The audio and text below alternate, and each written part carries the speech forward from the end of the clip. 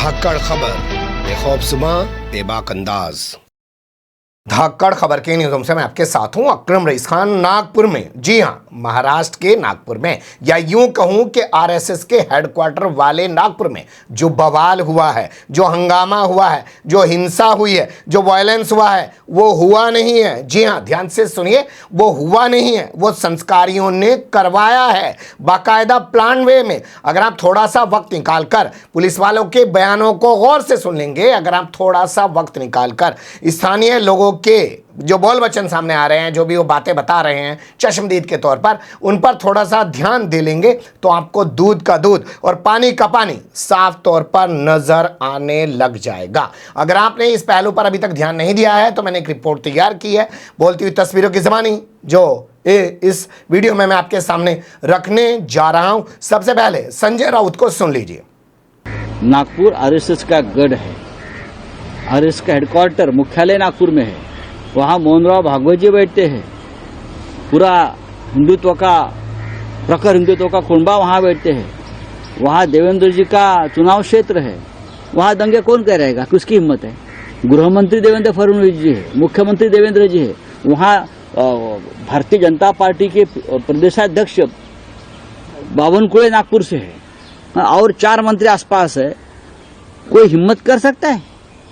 उनकी गैंग होगी, उनके लोग हो गए दंगा कराने वाले। ये एक नया पैटर्न है हिंदुओं को डराने का, हिंदुओं को ऊपर अपने लोगों से हमला करवाने का, फिर हिंदुओं को भड़काने का और दंगा में उसको लाना है। ये जो चल रहा है औरंगजेब के नाम से एक भय और डर पैदा कर रहे हैं, ये महाराष्ट्र को और देश को खत्म करने जा रहे हैं। उनकी दलीलों में बड़ा दम है, वो जो सवाल उठा रहे हैं उनसे काफ़ी चीज़ें क्लियर हो जाती हैं कि नागपुर में बवाल हुआ नहीं है, संस्कारियों ने कराया है। लेकिन जिस पर वो जिम्मेदारी डालने की कोशिश कर रहे हैं वो तो कुछ और ही कर रहा है, वो भी देख लीजिए। महाराष्ट्र के मुख्यमंत्री देवेंद्र फडणवीस घायल डीसीपी से बात कर रहे हैं। नागपुर हिंसा में जो वरिष्ठ पुलिस अधिकारी चांगलं काम कराल अशी बिल्कुल ईश्वरचरणी प्रार्थना आहे। Thank you sir. Okay sir, all the best, all the best. Sir हो सर, कुराडीचा गाव आहे सर, डीप आहे। अच्छा, हातावर लागला। येस सर, पूर्ण हातावर आहे सर। अच्छा, मग प्लास्टिक सर्जरी केली, काय केलं त्याच्यामध्ये? हो सर, प्लास्टिक सर्जरी केली, पण केली सर, काही नर्व्स वगैरे डॅमेज झाल्या नाही। चलो, व्हेरी गुड। ठीक आहे, तुम्ही चांगलं तिथे समोर गेलात आणि सगळ्यांचा सामना केला, त्याबद्दल तुमचं अभिनंदन आहे आणि आम्ही सगळे तुमच्या पाठीशी आहोत आणि लवकर तुम्ही ठीक व्हावं अशी आमची प्रार्थना आहे आणि अशाच प्रकारे नेहमी तुम्ही चांगलं काम कराल अशी बिल्कुल ईश्वरचरणी प्रार्थना आहे। Thank you sir. ये मुख्यमंत्री हैं महाराष्ट्र के, नाम देवेंद्र फडणवीस है। क्या वाकई में फिल्मी एक्टिंग चल रही है? वीडियो एडिटेड है, कई जगह कटा हुआ है। उस पुलिस अधिकारी से बात कर रहे हैं जिसके ऊपर दावा किया जा रहा है कि कुल्हाड़ी से हमला किया गया। कितनी हालत उसकी नाजुक है, लेकिन वो इनसे फ़ोन पे बात कर रहा है। ये सीन देखकर आपको याद हो गया होगा कि दिल्ली में राहुल गांधी के ऊपर भी इसी तरीके का आरोप भारतीय जनता पार्टी के कई सांसदों ने संसद भवन में घुसने के दौरान लगाया था। और उसके बाद कई सारे तो जाकर जो है लेट गए थे अस्पतालों में कि साहब उनको तो आईसीयू में भर्ती कर दिया, उनकी हालत तो नाजुक हो गई है। लेकिन सच को छुपाने के लिए आपको ड्रामा तो करना ही पड़ता है, और सच क्या है वो मैं आपके सामने रख रहा हूँ। पुलिस कमिश्नर को सुन लीजिए। कुछ आगजनी भी गई, वाहनों को भी जला गया, पुलिस पर भी नहीं, ऐसा कोई वाहन ज्यादा नहीं जले हैं जिस तरह से दिखाया गया या जो आप बता रहे हैं उसका भी असेसमेंट हम लोग ले रहे हैं। पर हाँ, जैसे बताया गया 2 वाहन जलाए गए हैं और दगड़ फेंक हुई है बिल्कुल। और इसमें कौन कौन इंजर्ड है, कितने लोग इंजर्ड है, वो भी आंकड़ा अभी हमारे पास आया नहीं है। पता ही नहीं है साहब को, कह रहे हैं सिर्फ 2 वाहन जले हैं। ये कैसे पुलिस कमिश्नर हैं बताइए। लेकिन मैं आपके सामने आज तक का वीडियो रख रहा हूं, इसे थोड़ा गौर से सुन लीजिए। इस पूरी घटना के संबंध में 5 एफआईआर दर्ज की गई हैं। 11 थाना क्षेत्रों में कर्फ्यू है। कानून व्यवस्था को बनाए रखने के लिए एसआरपीएफ की 5 टुकड़ियों को तैनात कर दिया गया है। 12 दोपहिया वाहन क्षतिग्रस्त हुए हैं। क्रेन समेत गाड़ियों में आग लगा दी गई है। 80 से 100 लोगों ने ये उपद्रव मचाया। देखिए किस तरह से ये उपद्रवी गाड़ियों को तोड़ रहा है, बुरी तरह से। सुना आपने आज तक वाले ने क्या बताया, कितने वाहन जलाए गए हैं, कितनी एफआईआर दर्ज हुई है, कितने लोगों को पकड़ा गया है, तमाम तरीके से हंगामा कितने घंटे तक होता रहा है। और पुलिस कमिश्नर कह रहा है मुझे तो पता ही नहीं है। अब इस महिला को सुन लीजिए।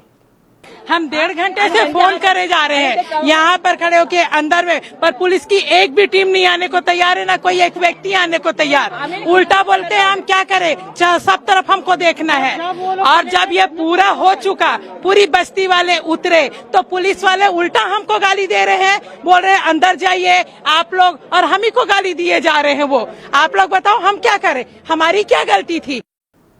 सुना महिला को, ये कोई महिला धर्म विशेष की नहीं है, आप सीधे कह सकते हैं हिंदू कम्युनिटी की महिला है, और बताने की कोशिश कर रही है कि 1.5 घंटे तक फोन बजा रहे थे, पुलिस नहीं आ रही थी। पुलिस क्या कर रही थी वो इस वीडियो में देख लीजिए। सोमवार 17 मार्च बजरंग दल वालों ने शिवाजी पुतले के पास कलमे की चादर को जलाया।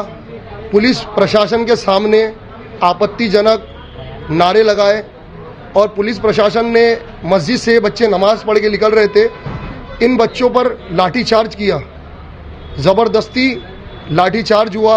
पुलिस वालों ने गणेशपेट थाने के और कोतवाली थाने के जो स्टाफ है वो स्टाफ ने इन लोगों के ऊपर ज़बरदस्ती लाठीचार्ज किया। ये बच्चे नमाज पढ़ के मस्जिद से बाहर निकल रहे थे।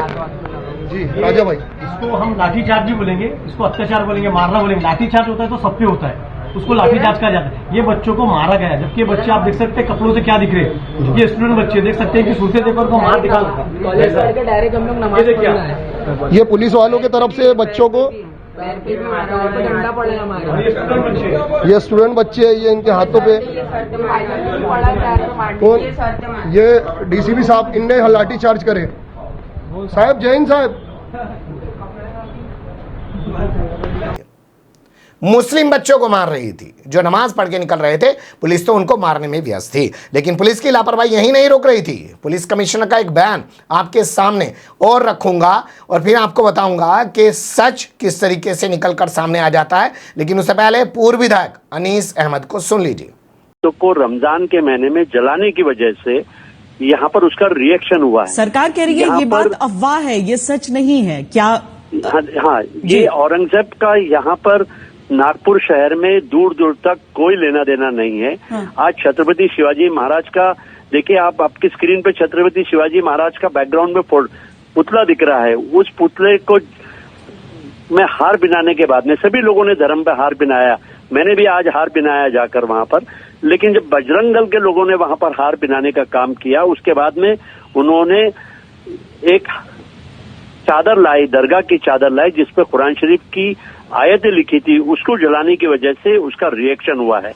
मुझे लगता है कि पुलिस उनके ऊपर में कार्रवाई करेगी। अगर कार्रवाई पुलिस ने बराबर कर लिया उन लोगों के ऊपर में, तो यहाँ पर पूरी तरीके से नागपुर शहर के अंदर में पीस हो जाएगा। ये मैं आपको गारंटी से बोलना चाहता हूँ। चलिए ठीक है, अनीस अहमद जी बहुत शुक्रिया हमसे बातचीत। सुन लिया आपने, अनीस अहमद गारंटी दे रहे हैं कि अगर उस मामले में ठोस कार्रवाई की गई तो वहां शांति स्थापित हो जाएगी, और वहां पहले भी शांति रह सकती थी अगर पुलिस कार्रवाई करती। इस बात को तो पुलिस का अधिकारी जो वहां का पुलिस कमिश्नर है वो खुद भी मान रहा है कि उन्होंने कार्रवाई नहीं की, निवेदन ले लिया बस। एक फोटो जलाई गई थी जिसके बाद में जो है लोग जमा हुए, उनका निवेदन हुआ, उस निवेदन में हमने उसके ऊपर कार्रवाई की। इसके अलावा जो है ये लोग मेरे साथ मुझे मिलने के लिए ऑफिस में भी आए थे, उनका डेलीगेशन, उनको सबको बताया गया कि हमने नाम से जो नाम दिए थे उसके हिसाब से हमने एफआईआर दर्ज किया है और उनके ऊपर कार्रवाई करेंगे।